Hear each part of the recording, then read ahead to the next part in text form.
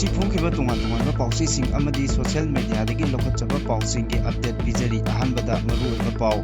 Myanmar da military army na current state dagi PDF amadi TNA ga akanwa mongda khut thongnarba matungda military army na PDF sing takthokpa ngamkre arambai tingol gi update single loinana Kuki-Zo singna Delhi da Khongjang Kansinkhre Prime Minister da separate administration gi demand togre Meitei na khulingba popular government semba yaroi haina KSO na phungdoragli Assam da nupi ani lonba nupa kaisum sangda thamnaba bill November 15 da house da puthokadori anoba bill asida nupi lonba nupa sahi teret kaisum sangda thamgadori IDPs singna ngasi awaba mayok ngariba asi laibak kidamakni tungi mirolna sona hauragani haina ex-CMN birena phungdorakre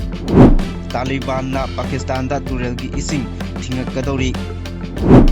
Indian Army na Khamoi village da attack chathakhibidu mioiba khunai mayok chataba achoba crime ni haina anchamna phongdoragli Kangpopi district da leminariba community singi marakta hena nungsi chanana phibam puraknaba chaklen yauna mifam pangthokre relief camp da leiriba sing masa masa gi yumda hanjindriba phawbadi Manipur da sandi hanjilakle haibe yaroi haina bimolna phongdokre UKNA gi kedar ama phakre Mizoram da ain kaina leisiliba illegal immigrant singi mathakta drive chathaba hokre Delhi airport gi Myanmar nupi ama sana keji amaga konana fare Delhi da attack taunaba training mapung phana phanglaba ISIS ki terrorist ni singnaba mioi ani police na fare Modi gi lusing makhada Jammu and Kashmir gi hauji oriba film asi oirakibani haina Kiran Rijiju na phongdokre Hojik pau sandongna pijari Myanmar da military army na current state dagi PDF amadi TNLA ga akanba mongda khut thongnaraba matung military army singna PDF amadi TNLA sing mapung phana tanthokpa ngamkhre khut thongnaba asida militant masing thingamdana sire hairi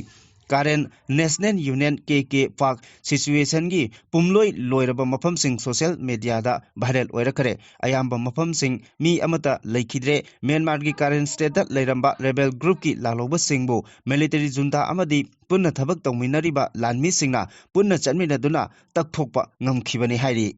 makha tarakpada arambai tengol gi update ta korongan ba khumana asumna update piri Mizoram government kina YM Egi mateng lauduna illegal immigrant sing takthokani amadi khandokani tabada kalakjai migi decision making si aikhoigina laibaki policy yaude moigi pham munama natana haina asumna update piri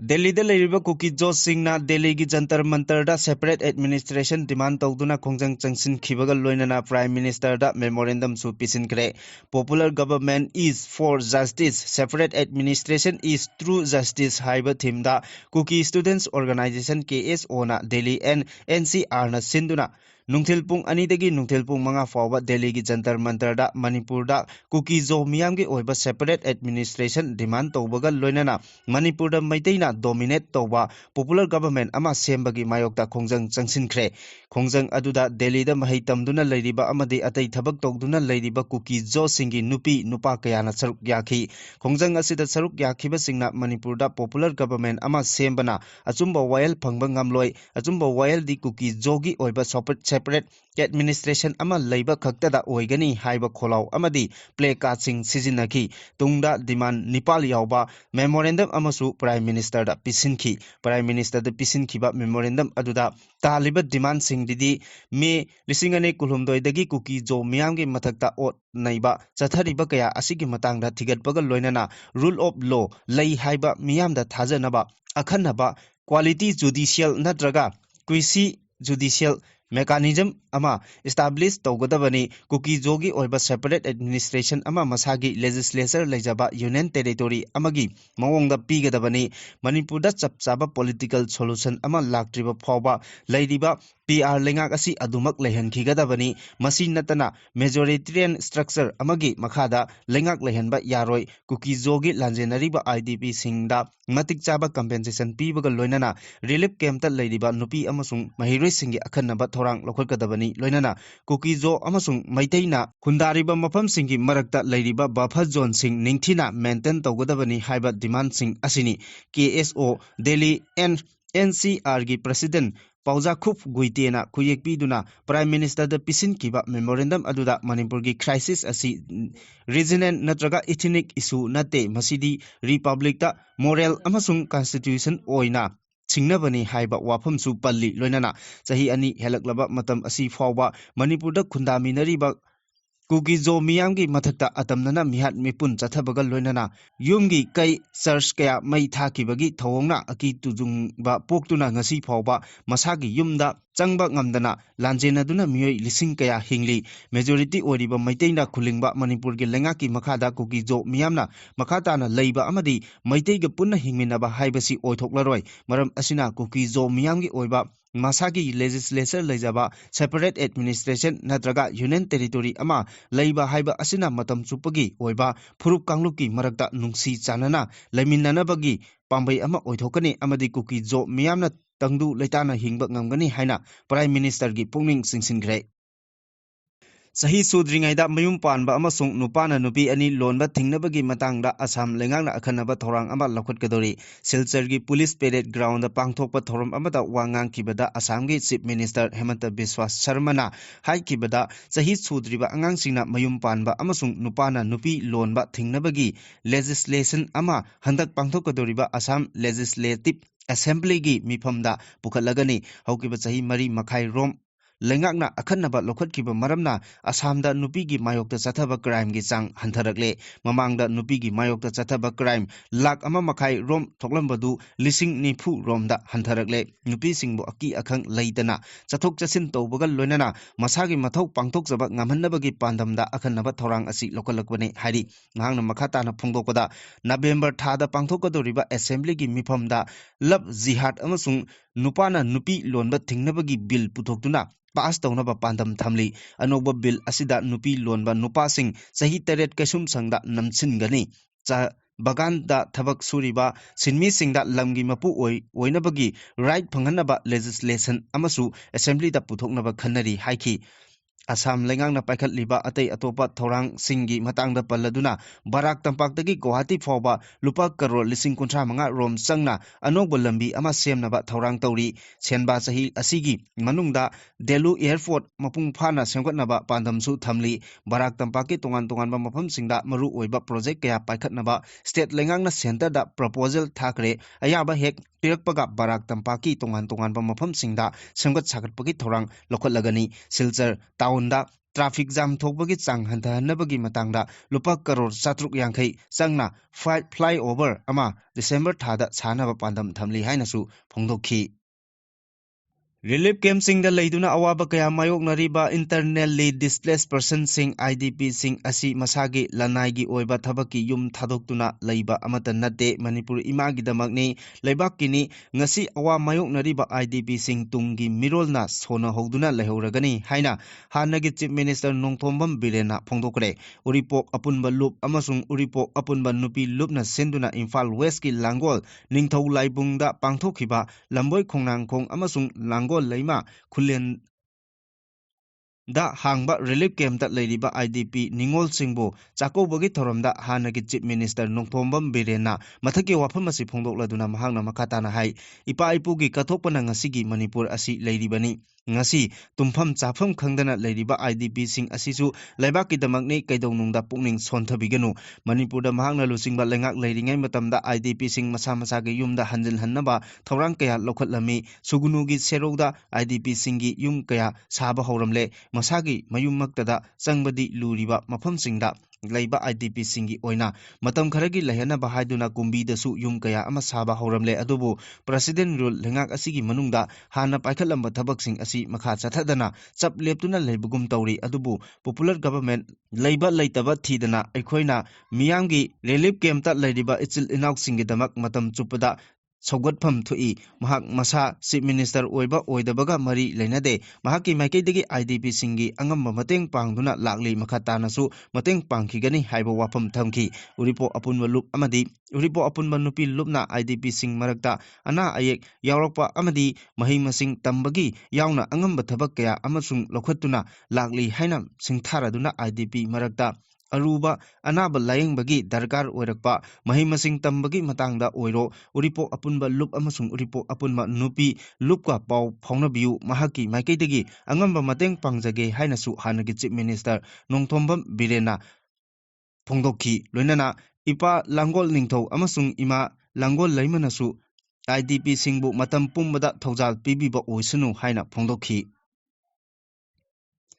Indiana Indus Treaty suspend tawkraba matung Taliban singnasu Pakistan da turelgi ising thinggadori Handakta Pahalgram terror attack ki matung Indiana Pakistan ga mari leinaba Indus Water Treaty adu suspend tawkraba matung Pakistan da chensilliba maru oiba turelgi mathakta Afghanistan da lebak pairiba Taliban singi maikaidagi dam sing sajinduna isingi chang adu hanthahangadori Afghanistan gi information ministry gi maikaidagi pongdorakpada Taliban gi supreme leader Maulawa Habitullah Akham Jadana athuba matamda damsing adu sana bakhangal lakhre hairi wafam adu social media post ta confirm tawduna supreme leader adugi maikaidagi Ministry of Water and Energy da khudaktagi lebak aduda leiba company singa tanaduna dam saba hongna bakhangal lakhi hairi khongthang asi chayol kharagi mamangda Afghanistan amasung Pakistan anigi marakta yamna tenba matamda misi Minaka hena thokiba khut thongnabagi thodok adugi matungda thoklakiba thodok singni adubu China negotiator oiraga Nongmei Kapnabagi thodokti makhatana thogankhidabani Haukiba October kunda Indo-Myanmar border gi Eastern Konyak region gi manung channa leiriba Khamoi village da Indian Armed Force na paksana drone attack chathakiba adu yamna chawkhataba amasung miyoiba khunai gi mayokta chathaba achoba crime amani thong adu akanma mongda condemn tawi haina ansamna thadorokpa chirol amana hairi chirol sina makhatana hai Indian Army na chathakiba tamthiba mihat aduda sahi humbudra khakta ngairiba Khamoi Mission School da grade 1 tamliba mahiroi nupa macha ama amasung Khamoi Student Union gi Joint Secretary Khampai Wangsa sahi kuntret kowa ama yauna punna civilian ani siki kaya amana asok apan nangki asigumlaba yamna tamthiba amasung pangdabagi lichat asi international human right amasung justice amasung civility gi principles sing adu violate tawbani loinana thong asi Indian State Power gi oppressive disogi makhada Naga miyambu makhoigi homeland gi damakta militarization gi thawngsing chathabani asigumlaba Indian Armed Force singna Naga miyamda asigumba makhagi drone attack sing chathakibano haina hangladuna sahi asida Naga village da Indian Armed Machinery singna drone attack chathakiba asi anirak sure Naga issue asi law and order gi matter nate historical legitimacy ga mari lainana political conflict amani Naga singi lamda leptana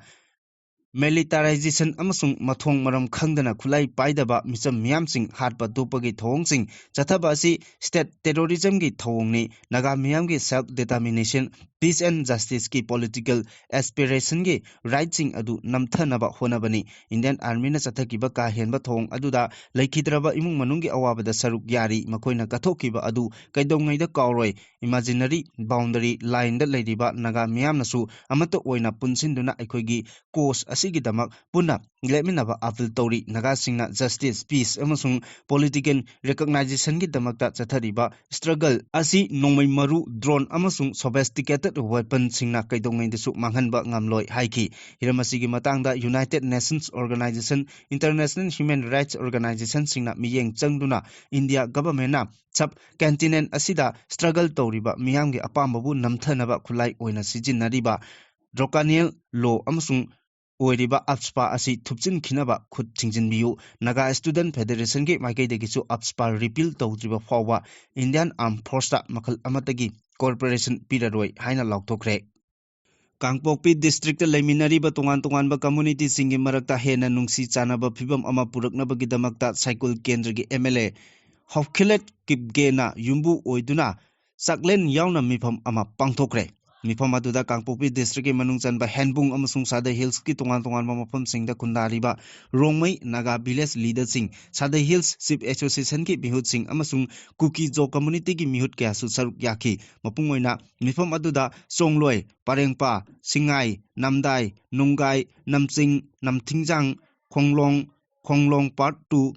Pasilong Pondaijang amasung Wanem Khulgi Sip Singsu Saruk Yaki Chaklen Yauna Pangthokiba Mifam aduda political, social amasung communal agenda gi wafam amata khanakide mapung oina leimakong phawraga chaliba Kangpokpi Churachandpur road ki paringda yumthangnana khundariba Tongan tongan ba community singi marakta ikai khumnaba corporation pinaba afaba thabak thoram sing punna paikhat minanaba gi matangda oina khanaki mifam asigi mangoinana MLA asinasu mamangda hariba lambi paring asida lediba liangai village sip amasung CMN Tranithoiga punna mifam pangdoktuna Kendra aduda punna nungsi chanana leminanabagi matangda khana nainaba leikhre amaromda pangthokiba mifam aduda MLA Haukholet Kipgena Mahaki Kendrada Leminariba community singi marakta nungsi chanaba phibam puraknabagi wafam kaya mayek sengna thamladuna Santi amasung progress leinabagi damakta unity haibasi yamna maru oi community singi marakta wakhal taminaba amasung corporation binaba mathok tai hainasu phongdoki mifam aduda saruk yakiba Rongmei Naga Village ki lusingba singna MLA gi mafam adubu taramna okladuna matam chupagi oina kendra aduda santi leinaba isu khudingmakta wari watai sanaduna warisin puraknaba honaba mathok tai haibagi wafam sing thamnaki Sadai Hills Sip Association gi maikaidagi su Rongmei gi sip singa punna thabak tongminaduna community anigi marakta hena afaba mari thamnaba wafam kayasu phongdoki Kangluk ki irang namaram oiraga lanjena duna tongan tongan ba relief camp singda ladiba sing makhoi masa masa gi yumda hanagumna hanjinduna tangdu leitana leitriba phawbadi lamdam asida Chanti leire haiba yaroi haina Inner Manipur Parliamentary Constituency gi MP Dr. Angomcha Bimol akoi jamna mahaki exta video footage amaga loinana thadораkiba warol amada phongdokhre mafam asida lusingba Karana Santi Hanjillakle haina phongdokleba wafam kayabusu MP Dr. Angomcha Bimol akoi jamna yamna kanna react tawraga Bharat ke Prime Minister Narendra Modi amasung Union Home Minister Amit Shahana Parliamenta Manipur da Santi Hanjillakle haina phongdokkiba wafam adu IDP singna hauzik wana khangliba punsi mahing asibu nathairaga miyamda ut chaibani wafam asi Parliamenta Prime Minister na soidana phongdorakpa yai hainasu mahakna mamangda phongdokpa leikrabani haukiba chahi lising ani kulumdoi me ahumdagi Churachandpur da chatkhiba rally amagi manungda Anglo Kuki war gi get mai thaki haiba wahogdagi thoglakliba wathok asi chamamnaba kaya leiri get adu kanana kamdongna mai thakibano irang asi thawoina thowannaba agent kharaga loktunaraga mai tharibara haibasi achobo wang amani hauzik phawba Masi Gyan Tadana Leiri Thong Adu Divide and Rule Policy Semjinduna Chathakibra Torbungda Yum Kaya Mai Thakiba Aduga Kuki Khulai Paiba Kayana Phongna Ukiba Makoising Adu Kana Kanano Haiba Haujikchu Khangdoknaba Honadri Kangluki Irang Hek Thokiba Nonganbaga State Asida Ahenba Central Force Kaya Tharaktuna Irang Asi Laksinaba Honarabasu Haujik Phawba Irang Asi Mapungphana Laksinba Ngamdana Leiri Haina Pongdoki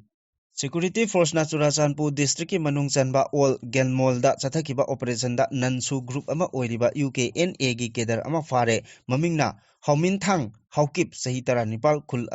adumaktadagini hari mongondagi pistol ama maru ani Aadhaar card amasung mobile handset ama fagatle hari atopa amadana Imphal West ki Patsoi Police Station gi manung chanba Sangaithel makha lekaidagi RPF PLA gi mioi ama fare hari mamingna Samjet Sabam Sanjit chahi nipunithoi Elias Enaubi Elias Nongsaba kawi hari Imphal East District ki Brahmapur Nahabam lekaidagini hari makha tarakwadana Pripak Pro gi kedar ama fare mamingna Moirangthem Dine Meitei Elias ngakpa sahi kunthranithoi kawi Kakching District ki Wangu Chairen Khongnang lekaidagi haujingna Imphal East ki Brahmapur Bamon lekaida leibani hari Kakching District ki Kakching Wairi Bamon Parengdagi KCP Taibanganba group ki kedar ama fare mamingna Salam Sunil kawi mangondagi mobile ama Aadhaar card ama amasung pan card ama recover tawre Mizoram da ain kaina leiriba illegal immigrant singi mathakta drive chathaba hokre drive aduga mari leinana Mizoram gi chief minister Laldu Honmana haikibada state aduda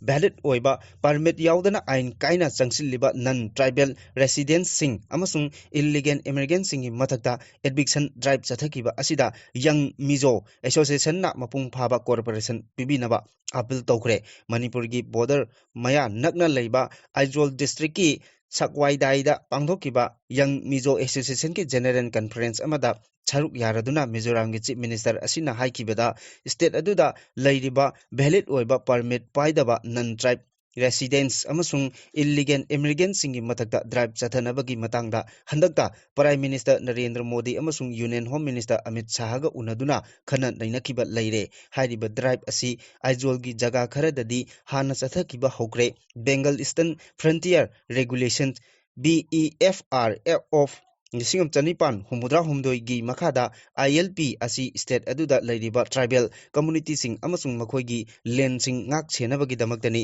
state aduda ain kaina mitop changsilakpa thingnabagi government ki paikaidagi online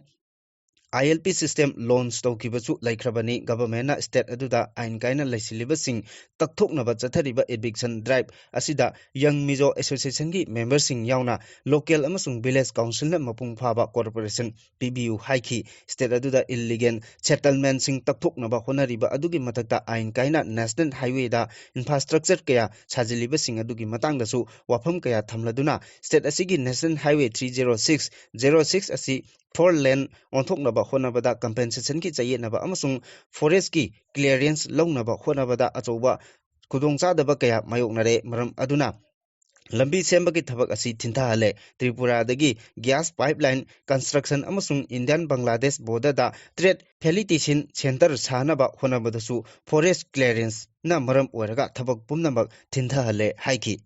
Hokiba irai numiki numidang athengbada Delhi gi Indira Gandhi International Airport ta thunglakiba Myanmar gi nupi passenger amadagi custom official singna market ta lupa lakh kaya marungi value oigadaba sana gram chamapan maripu tara taret point manga kya konana fare custom official singi matung inna nupi edu Myanmar gi Yangon dagi flight number 8 M620 da numidang athengbada Delhi gi airport ta thunglakibani nupi aduna airport asida thunglaba matungda taxable oidaba amadi athingba leitaba item singni haina laukthoknaba polom sing yawba passenger singi damakta chathok chasin tawba leiriba green channel adu phawraga chatkhinaba honaki maduda custom official singna chingnabadagi miyoi adu detail tawduna check tawki loinana nupi adugi phinungi saruk singda sana bar taruk lolaga purambadagi phaki pharaba sana sing adu kilo amagi mayadani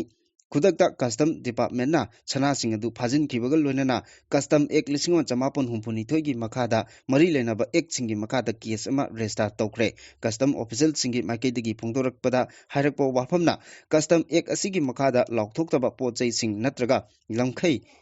sana yauna maman yamlaba pochai sing puthok puchin tawba haiba asi yamna serious oiba moralni Pharaba Myanmar gi nupi adu achoba smuggling network amagi miyoini haibasu khangdoknaba mahaki mathakta investigation chathaba hore asiguma aina yadaba thongsing amadi polamsing pharibasing asigi mathakta akanba action sing lokhalagani maram aduna traveler singna maman yamlaba pochai sing puba tarabadi madu airport ta thungladringai mamangda hana lokthokadabani karigumba laukthokdana tumina puraga chalamba thoklabadi legal gi oiba akanba dandi mayoknagani haina custom official singi maikaidigi statement amana nongna issue tawkre Delhi da attack taunaba training mapung phana fanglaba ISIS ki terrorist ni chingnaba miyoi ani phare Delhi police special na phongdokpagi matung inna ISIS ki modul ama thugaiba ngamkhibaga loinana tongan ba makhalgi attack sing suicide attacker phawbagi training fanglaba terrorist ni chingnaba miyoi ani phaba ngamkhibani pharaba miyoi ani du Bhopal dagi ngaktani Delhi police na mapam adugi Sadik Nagar amasung Bhopal da Joint Corporation ani chathabada makhoi ani phaba ngamkhibani senior police officer amana phongdokpagi matung ina additional Commissioner Promote amasung ACP Lalti Mohan Nagagi Lusingba Makada Operation adu chathagibani ahanba investigation gi matung ina makhoi ani ISIS ka mari leinei haiba khangba ngamkhi loinana Delhi da achoba terror attack chathanaba plan toba hauramkhi hairi makhoidagi electronic device kaya amadi mari leinaba chechang kaya amasu phagatpa ngamkhi makhoi ani phakiba aduna Delhi da terror attack achoba ama toromba yaba adu ngakthokpa ngamkhre haina phongdokre Union Minister Kiran Rijijuna Prime Minister Narendra Modi gi liching makhada Jammu and Kashmir da Article 370 abrogation tawkiba aduna maram oiraga mafam maduda hanadagi afaba amadi chawkhatpagi phibam phagalakpani haina phongdokre wafam asi mahakna media gi miyoi unaba amada phongdokibani hawjik Jammu and Kashmir asi tangdu leitaba ingtapa amasung chawkhatpagi lambi da sangsilagli malemda Kashmir bu yengba pamnari maram aduna mafam asi tangdu leitaba ama oiraklabanina khudongchaba kaya amasu laklagani haina फोंदोकी मांग वफम असी prime minister Narendra Modi ने लौकिबा लेबाक सिनबा थुंगना पांगथोकपा थौरम अमा ओइरिबा Jammu and Kashmir की कादादा लेरिबा नहा सिंगदा मखोइबु थबक पीबगी से खुसिनबगी थौरम अमगा मरी लेनना किरण रिजिजुना prime minister बु थागतपा फोंदोकीबने मखा तारकपा पाउदा कार्बाइन गन्ना मियोय चहुमगा कुन सोखनख्रे हराव कुमहैगी मतमदा आंगांसिंगना साननबा कैथेलदा योलिबा कार्बाइन गन सानरुबदगी मध्य प्रदेशदा मियोय चहुमगा कुन हेना सोखनख्रे भोपालदा मियोय चामागा मरिफु तरुक सोखिबगा लोइनना ग्लेरियर खक्तदा मियोय कुंथ्रा मंगा सोखी नुंगनांगबा पोकनिंगाई ओइबा असोक अपन नंगलबा मियोय चादा मरिफु सही नौरिबा आंगांग ngakteni आंगांग अयाम्बा हौजिक मिट उबगी चांग मिट उदबगी चांग वांगना लैरी डॉक्टर सिंगना फोंदोकिबगी मतुंगिना विक्टिम निफु रोम मिट की कोर्नियादा मांगता थोखिबा मरमना था तरुक रोमदी मिट उबा ngamdabagi खुदोंग चादबा मायोकनगनी हाइदी थौदोक असि हेक थोकपदगी पाउ हेक फंगबगा मध्य प्रदेश की सीएम मोहन यादवना हामेदिया हॉस्पिटल चतुना अशोक अपन नंगलबसिंग फिबम यंगसिनखी मखा तारकपदा बिन लादेन नुपी सारगा नानथोकिबनी हाइबा अपडेट पिजरी CIA की ऑफिसर ओइरंबा जोन कैरियर कोना हंदकदा इनौ नौना फोंदोकपगी मतुंग इन्ना अल कायदा की लुचिंगबा बिन लादेना नुपी सारगा तोरा बोरादगी पाकिस्तान दा सेंसन की बनी कुमजा लिसिंगनी तरामाथोई की सेप्टेम्बर तरामाथोई दा न्यूयॉर्क की वर्ल्ड ट्रेड सेंटर दा अटैक चथकीबगी दमक US ना ख्वाइदगी पामना फागदोरिबा तानरिबा टेररिस्ट लुचिंगबा ओसामा बिन लादेन नानथोकिबगी वाफम असी CIA की ऑफिसर ओइरंबा जोन कैरियर कोना ANIA दा पीबा इंटरव्यू अमदा फोंदोकिबनी सांगलबा चही 15 रोम CIA दा थबक तौदुना लाखिबगा लोइनना पाकिस्तान दा चथकिबा काउंटर टेररिज्म ऑफिस दा CIA की लुसिंगबा ओइना थबक तौखिबा कैरियर कोना हाइकी मदुदी सेंट्रल कमांड की ट्रांसलेटर ओइना नेखिबा मियोय अदु अल कायदा की यामना मरु ओइबा मिसकनी हाइबा खंगबा ngamkhide हारिबा मियोय अदुना US की मिलिटरी अमसुंग CIA की अरोन अथुप पुमनमक बिन लादेन यावना अल कायदा की लुचिंगबा सिंगा तमथोखी हाइबा वाफमसु खंगबा ngamkhide हाइना फोंदोखी मखा तारकबा पाउदा चिंगदा पोपी थाबना यूथ कया एडिक ओइरे सेल लाइना फंगबना महिरोय कया स्कूल काउ याद्रे पोपी थाबदा हेना थवाई यावनरे सिंग स्टेट असिगी सिंगी लमदा पोपी पाक सन्ना थाबना इंखलगलिबा नहा कया ड्रगदा लाचुरे पोपी थाबना सेल लाइना फंगे खंगबना महिरो कया स्कूल काउ याद्रे पोपी थाबदा हेना थवाई यावरे अमरोमदा पोपी थारिबा सिंग असि मखोइगी हिंगनबगी दमक क्रिमिनल ग्रुप सिंगदगी सेल लोक्सिलुबना फना यामना सिक्योरिटी फोर्स ना पोपी थारिबा सिंग पाक सन्ना मांगन ताखनबगी थबक चथरबसु मफम अदुमक्तदा नमफुदा हानगुमना पोपी थानबा अमसुंग मनुंग हंजिनबा जगा अमदा पोपी थानबगी थबकसिंग लेप्तना चथरे हाइबा रिपोर्ट अमना फोंदोकली रिपोर्ट असिना मकाताना हाई चिंगदा लैरिबा फार्मर सिंग असि अयामना खमथेंगना लाइरबा ngaktani मसिना हिंगनबगी दमक मखोइदा प्रेशर कया मायोकनरी चिंगदा लैरिबा लोमिसिंग आइन काइना पोपी थाबा हाइबसी मखोइगी अपाम्बदी नते लोमिसिंग अदुना हिंगनबगी दमक ड्रग लॉर्ड अमसुंग आर्म ट्रैफिकिंग सिंगदगी सेल लोक्सिलुबना पोपी थाबगी थबकसिंग असि नमदुना सतहनबनी लोमिसिंगना मखोइगी मेडिकल इमरजेंसी आंगांसिंग मही मसिंग तंबा अमसुंग नोमगी तंगाई फदबा पोलम सिंगी दमक सेल मथौ ताबना आइन काइना पोपी कल्टीवेशन की दमकता ड्रग लॉर्ड अमसुंग आर्म ट्रैफिकर सिंगदगी सेनफम सिंग अदु एडवांस ओइना लौई सेल सिंग अदु हेक लौरुबदगी मखोइगी मखोंगदा मतम चुपदा लिल अमना येतलगा लैबगा चप मानखी मखोइना क्रिमिनल सिंग अदुदगी एडवांस पेमेंट सिंग अदु लौबदा यानखिबगी मतुंग इना करिगुंबा पोपी अदु थादुना पीदबा तारबदी फार्मर सिंग अदुदा खुदोंथीबा अमसुंग हिंसागी थौंग कया मायोंगनै मसिना नमदुना फार्मर सिंग अदु पोपी कल्टीवेशन चथखी चिंगी कम्युनिकेशन कम्युनिटी सिंगना पोपी कल्टीवेशन की थबक चथरिबा असिना मखोइ मसादा लेजरिबा ट्रेडिशनल फार्मिंग नॉलेज सिंग अदु चाउना मांगथरगली नहा ओइरिबा कया अमना ओपीएम दगी लाकपा अचौबा सेनफम अदु खक्तमक उबना लारिक लाइसु तंबा अमसुंग आइना यादबा मोंगदा हिंगबा पुंसी महिंग अदुदगी लाथोरकले पोपी थाबना खुदकता सेल फंगबना लारिक तंबा तोकनरे मसिगी मथकता पोपी थारिबसिंग अदुना मखोइगी मसादा पुथोकलिबा पोचै सिंग अदु सिजिनबना नमदुना अटैक ओइबगी चांगसु हेनगत हल्ले हाइना फोंदोकले मखा तारकपदा अनौबा लेंगाक अमा लाक्लबदी लांजेनरिबा सिंगी याइफनबा NPP ना अंगंबा थौदांग लौगनी हाइना फोंदोकरे